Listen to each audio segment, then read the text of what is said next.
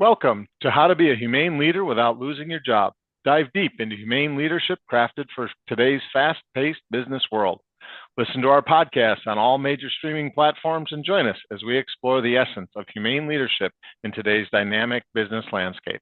I'm Chris Hollerking, a Fortune 100 IT leader, alongside Roberto Torres, a seasoned startup engineering leader. Today we're going to discuss how does a humane leader join a new company and culture and bring their humane leadership skills into the company. Good morning, Roberto. How are you doing? Good morning, Chris. I'm doing great. How about you? I'm doing good. Happy Thursday to you. It's a beautiful day. Likewise, man. Thank you very much. So going into new companies, boy, I'll tell you, we're going to have to lean on your experience here to a degree because, I worked for the same company effectively, technically, from a financial perspective, for 35 years. So I worked for the same company. Now, we were acquired halfway through.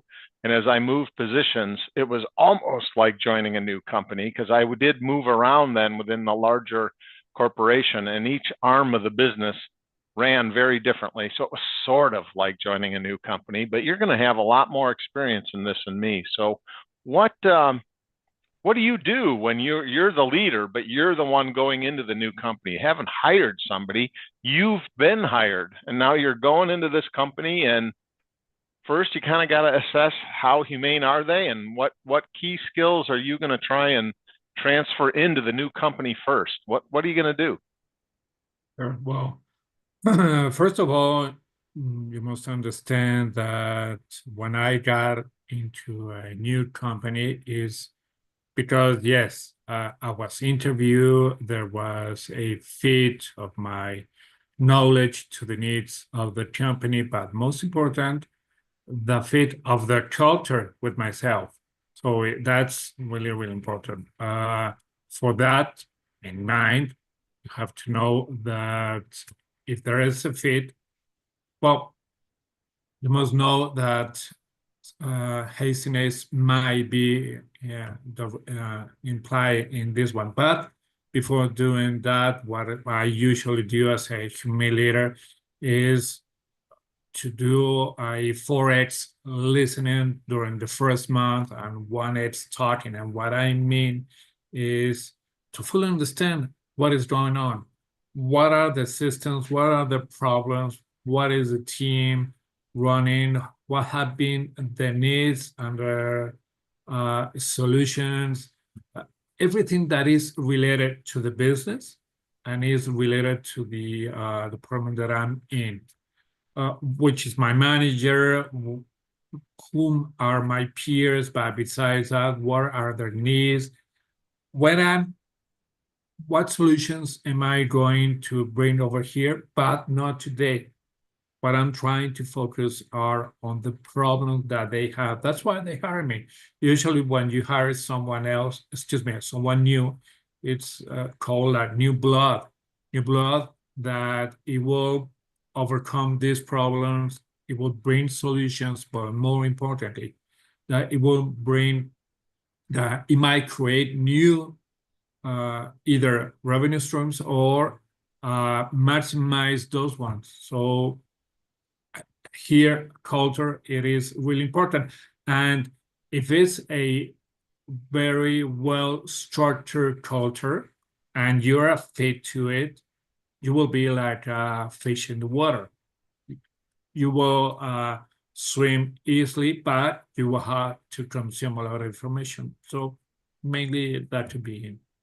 Yeah, definitely a lot of listening. As I moved around in the larger company, there were, I guess, stylistic things that were different. One part of the company was very regimented.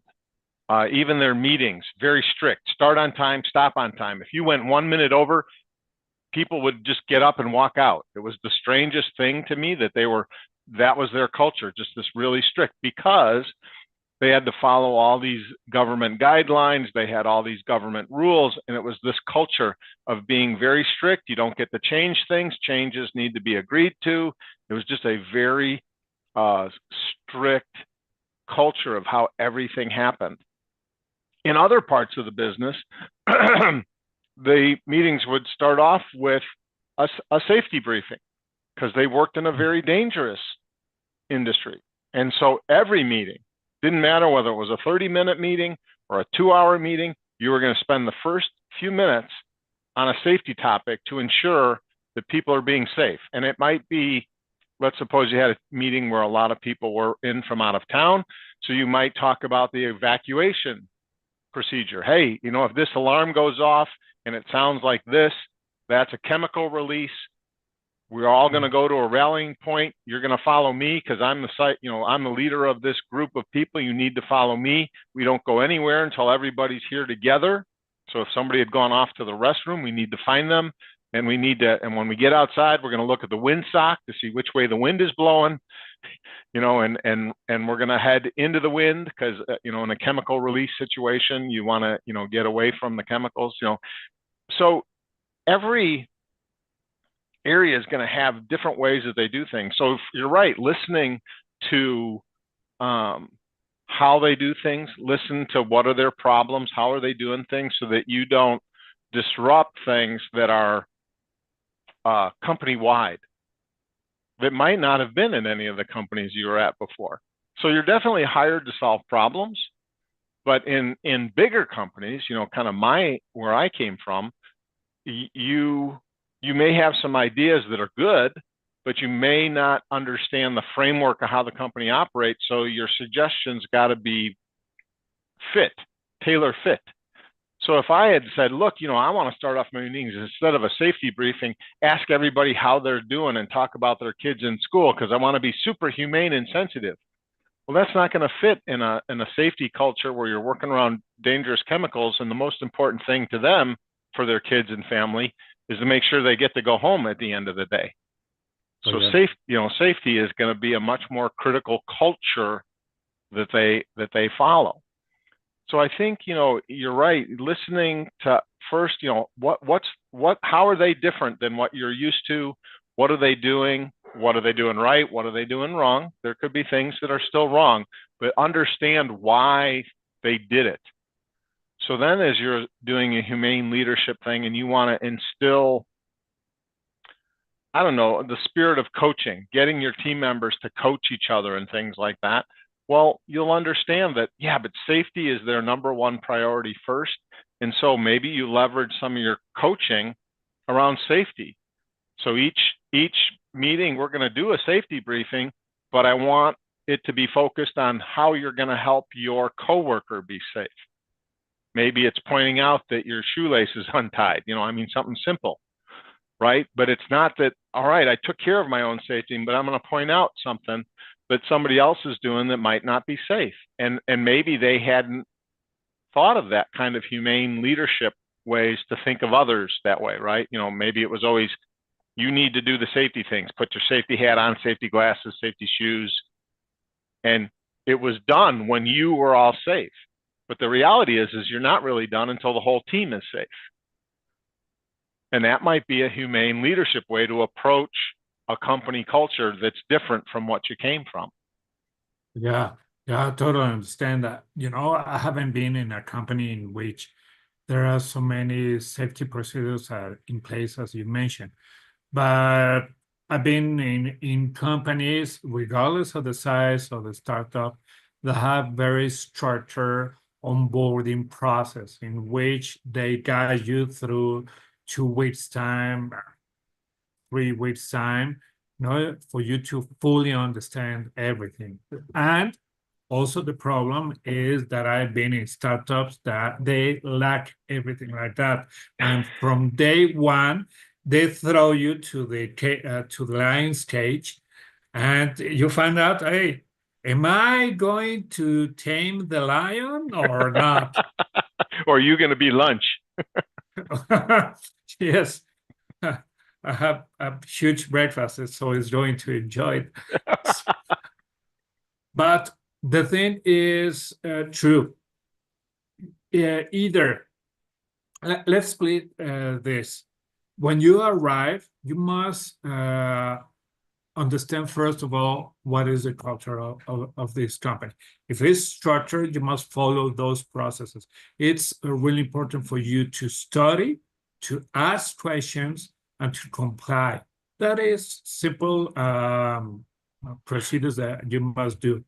But when there isn't, you must understand that that culture doesn't have to be related to you. They might not have a culture.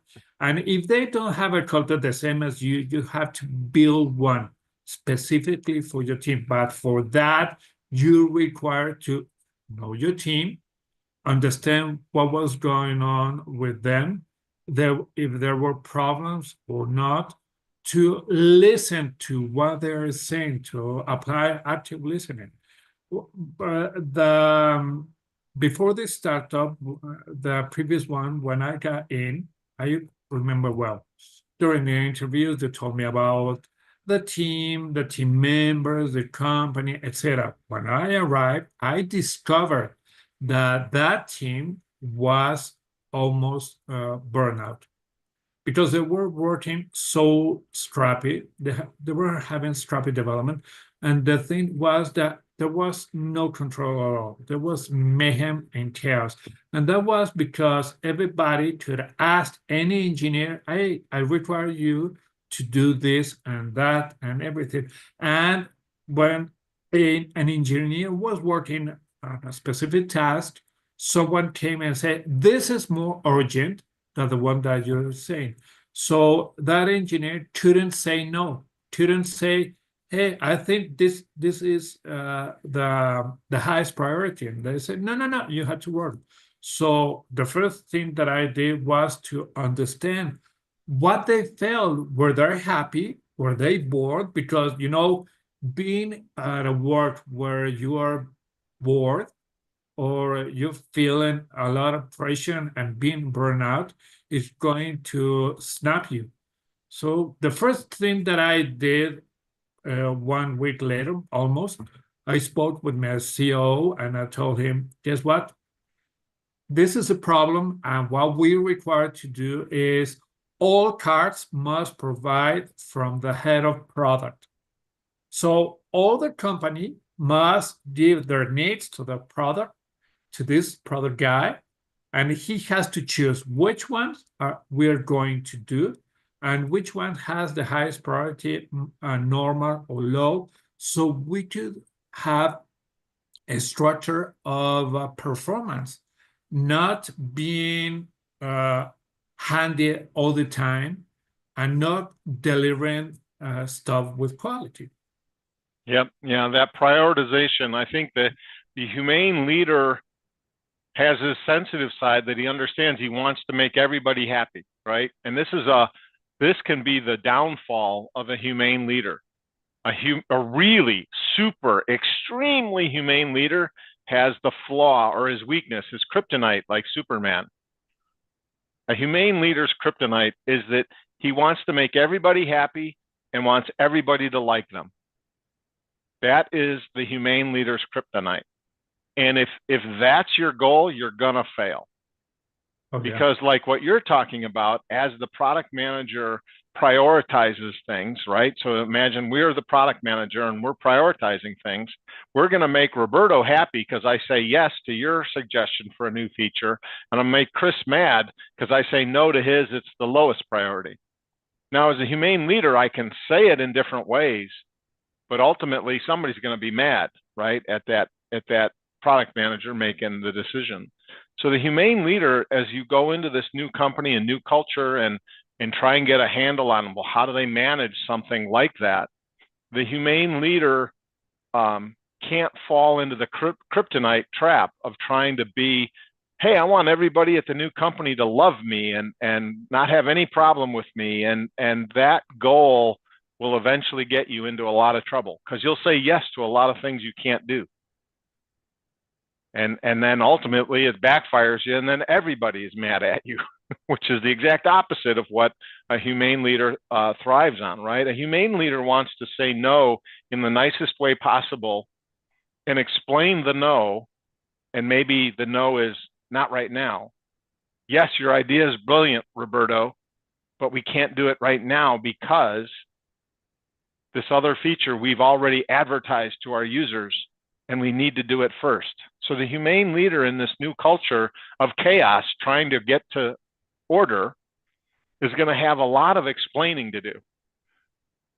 You had all this chaos in your role and you had to learn how to get them into a culture of prioritizing and having some features or some things more important than others.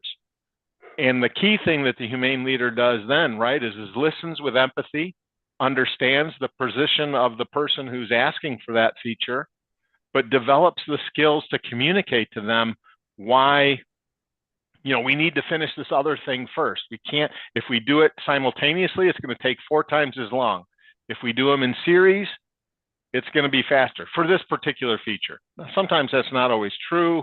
Agile and other things, there's different methodologies, so I don't want to get into the details of application development. But in general, when you're dealing with engineering things, doing 10 things at once takes way longer than doing 10 things in series because you don't know the answer to the first thing that feeds into the second thing. And if you start it too early, you're going to break something, and then you got to rework your first and second things because the third thing did something to the first thing, right? So in a humane leadership scenario, we try and explain that in a humane way, whether it's to our team members who, I really wanted to work on that feature. No, we need to finish this one first.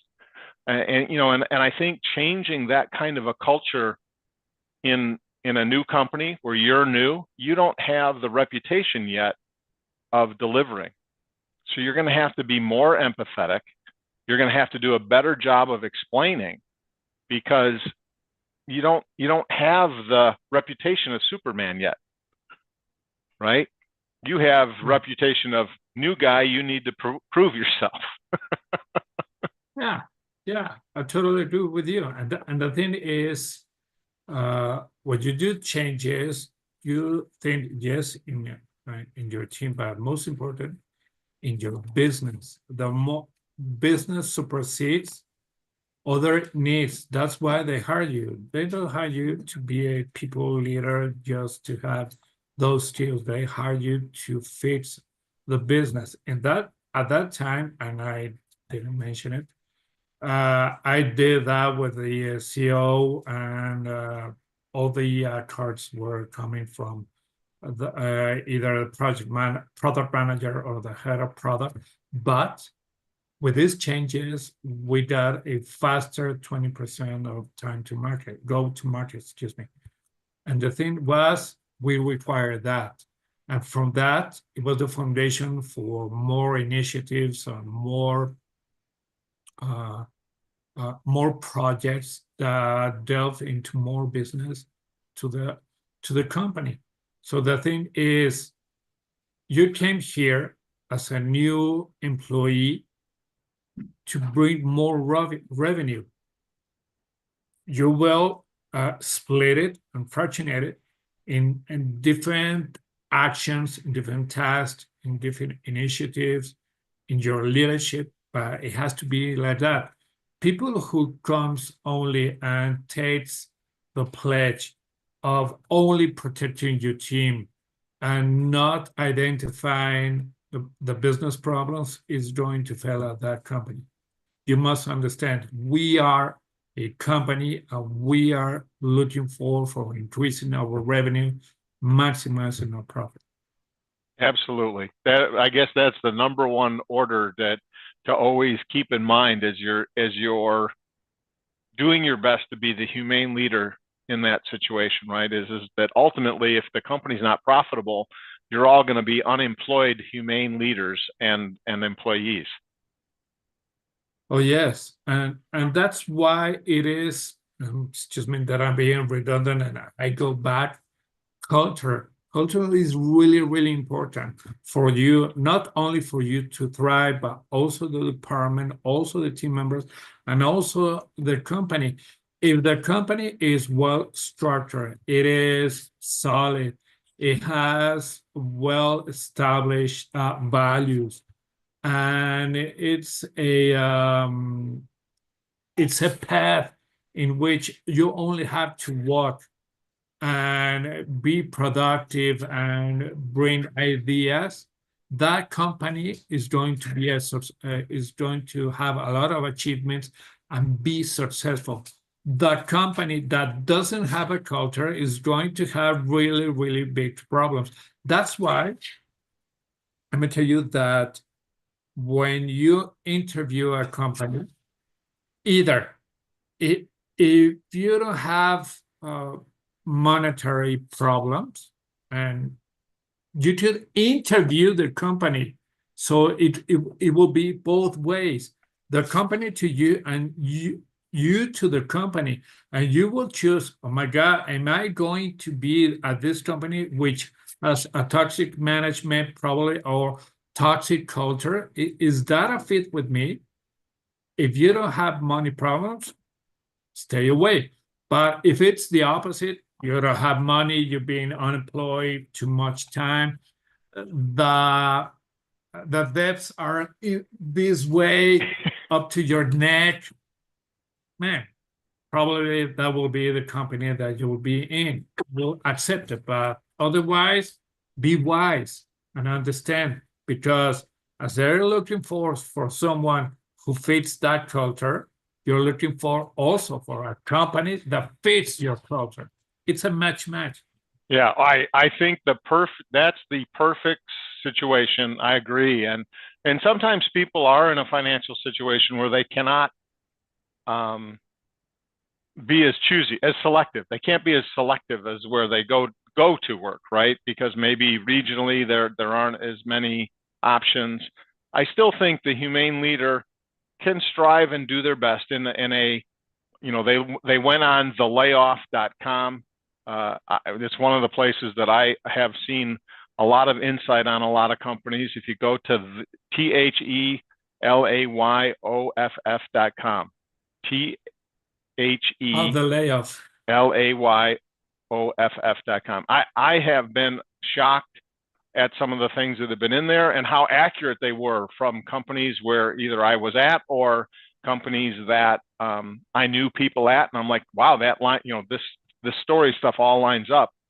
I'd prefer to work at companies that have humane leaders already. I think that as a humane leader, you have to just try. Sometimes when you have to accept a job at a place that maybe is not as humane, you just do everything you can to make it as humane for yourself and your team as possible. You know, and some of that can be things you do control, right? In terms of how you explain a business challenge, right? You've identified the business challenge about, let's say, too many features coming in from too many different requesters that aren't prioritized. And that could be because this company you've read, you know, that they are chaotic.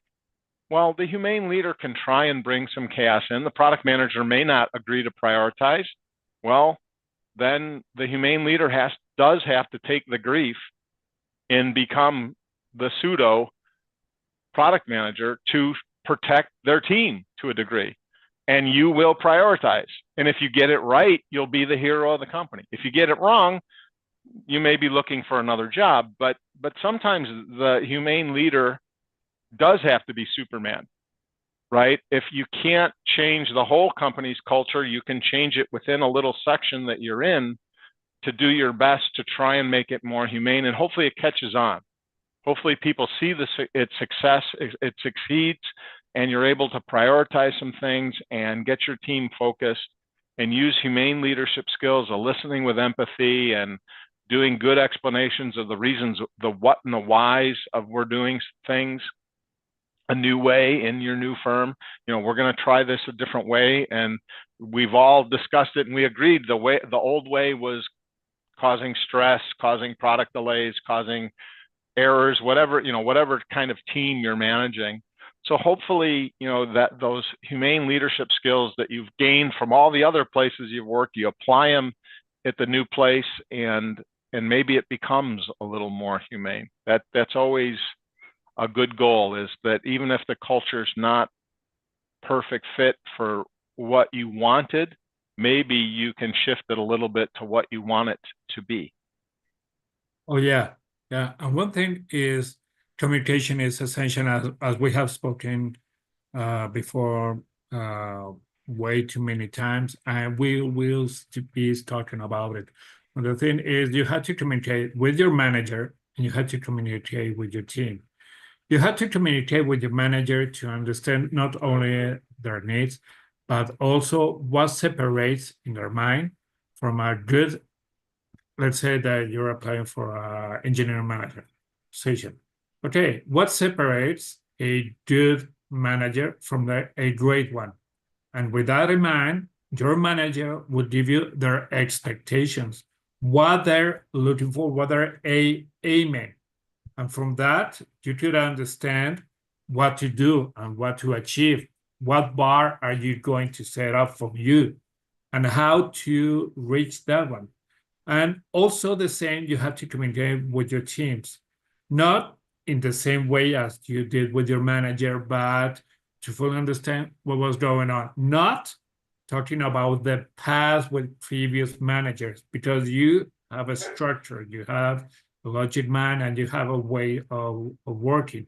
But you have to talk with them to see if there is if they have in their mind to grow or not, what were the problems, what were in their mind, do they have a purpose or not? And with that in mind, you could modify maybe your way of working, but you will have a situational leadership in which you will apply to the team and you will apply to the individuals.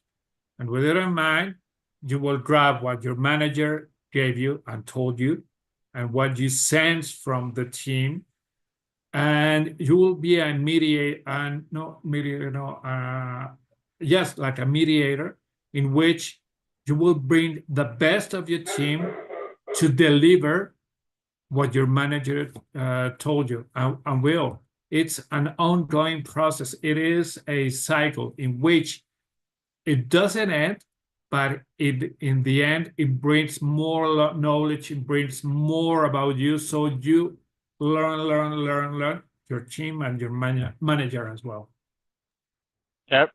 Absolutely. And it does take time. So, be patient. You can't go too slowly, but don't go too fast. Take some time, get comfortable with the team and the culture, because humane leadership takes a level of sensitivity. And I think that, if people have listened to our episodes, they understand that a humane leader can still have their kryptonite, right? And things that we fall into traps, and then we don't succeed. But I think if you listen with empathy and you understand and encourage people in a way that you're there to help, you'll ultimately be successful as a humane leader.